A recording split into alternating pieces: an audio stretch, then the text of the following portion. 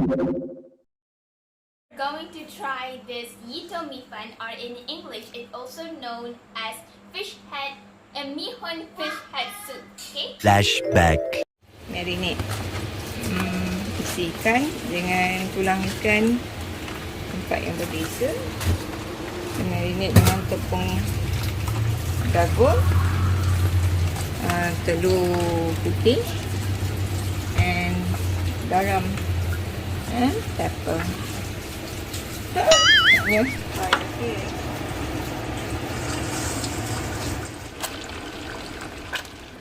Bahan-bahan kita untuk menumis, kita ada halia muda, bawang putih 2, just crush. Ini salted plum special, and then pangkal daun bawang and tomato. This one sawi masin. And untuk garnish kita guna daun bawang. Dan kita goreng 2 kali untuk lebih lama.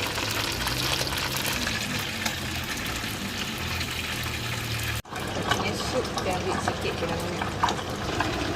Kita ambil minyak daripada goreng ikan tu untuk lebih afbol.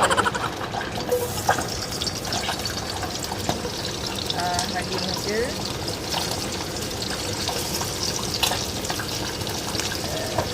batang daun bawang, dan tumis. Ada naik bau sikit, masukkan tulang ikan yang telah kita goreng tadi.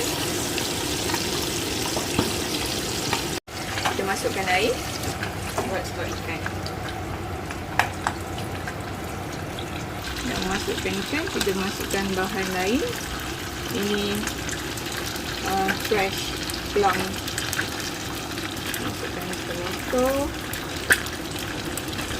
sawi masin. Tutup untuk beberapa minit. Mungkin kita biarkan 15 minit. 20 minutes later. Kita nak keluarkan minyak sikit-sikit.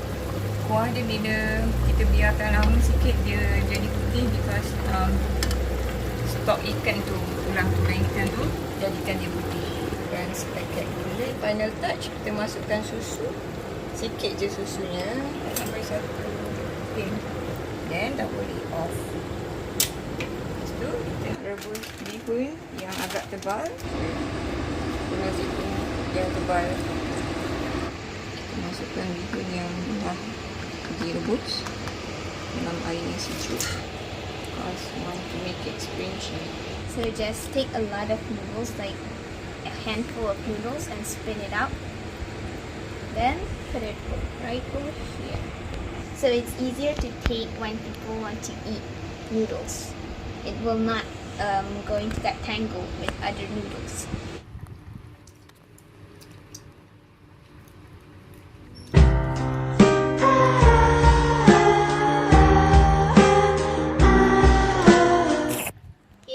We're going to try this soup. It's a white soup in color. It's sour. It's nice and refreshing. Really sour a little because it's from this The plum and also the salt. Okay, now let's taste the fish. The important this dish. Okay.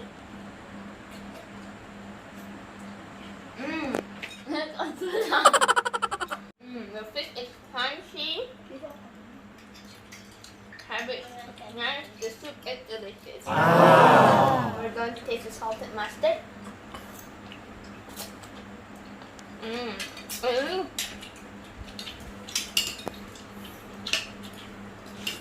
Really balance out the flavor to give the saltiness and noodle.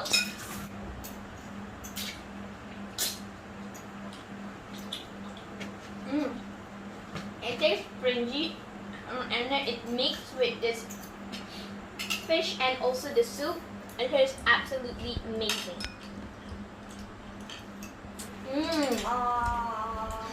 Delicious.